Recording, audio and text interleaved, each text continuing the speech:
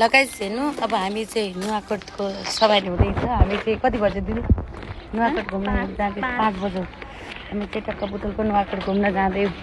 यता बल्छ र हामी यता दुई बहिनी अझै भाइ र बहिनी आउँदैछन् यो चाहिँ टक्क बुटोल ढाबाको चाहिँ टक्क यसलाई चाहिँ ट्रान्सफर भन्छन् हामी अब ट्रान्सफर भन्दा अगाडि लागिसक्यौँ हिँडेर आइरहेछौँ हजुर के भयो हामी चाहिँ यहाँ टक्क चोकमा आएर बसेछौँ रिक्सा आएन बाइकमा सबै अटाइएन मुही खाँदैछौँ घर मुही जति नै हुने यहाँ चाहिँ मुही यस्तो टक्क बत्तला किने नि त हाम्रा घर धेरै भएर मुही हामीले ताउला फाल्छौँ यहाँ चाहिँ यत्रो बत्तल चिसो किनेर खान पर्यो गाह्रो छ ल हामी चाहिँ टक्क अटोमा चढिरहेछौँ कि अब कोही बाइकमा गए कोही यता छौँ यता हामी यता 3 जना चाहिँ अटोमा अरू चाहिँ बाइकमा गए हेर्नु गाइस गाह्रो छ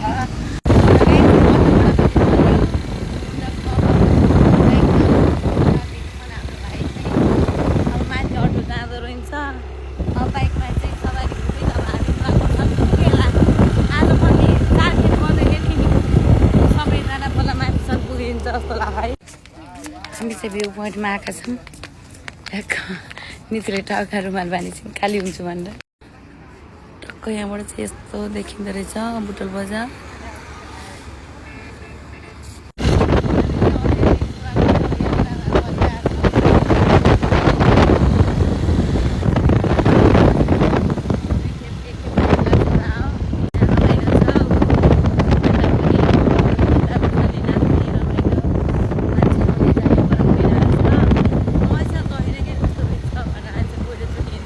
ल हेर्नु अझै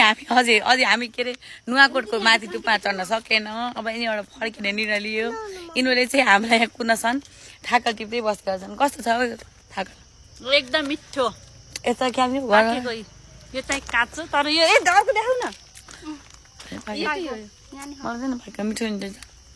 फाइनल्ली गाइस धेरै दुःख पाएर चाहिँ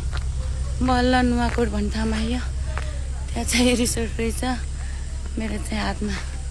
ट्याक्क छ यता हिँड्ने सवारी भइरहेछ हिँडिरहेछन् ट्याक्क हामी चाहिँ अब नुवाकोटमा आइपुग्यो गाइस तपाईँलाई कस्तो भइरहेको बुढो किन हिँड्न पर्ला ल गाइस हामी फाइनल्ली ट्याक्क 8 बजीतिर आयो अब भ्यू टावरमा जान लाग्यो अझै भ्यू टावरमा निस्किन पर्छ अरे यहाँ चाहिँ राम्रो रहेछ काँचो छ बाबु पाकेसी खाने मम्मी दिनु न भन्दैछ हातैमा थियो यिनी चाहिँ बाइकमा आइथियो नि त हामी चाहिँ हिँड्दै आएको नि त खाऊ हेर्नु कस्तो राम्रो मूर्ति लगाइस बल्ल फाइनली हामी भ्यू टावरमा आइयो बल्ल नुवाकोटको टावरमा आइयो आउँदा 8:30 भयो यस्तो रात परिसक्यो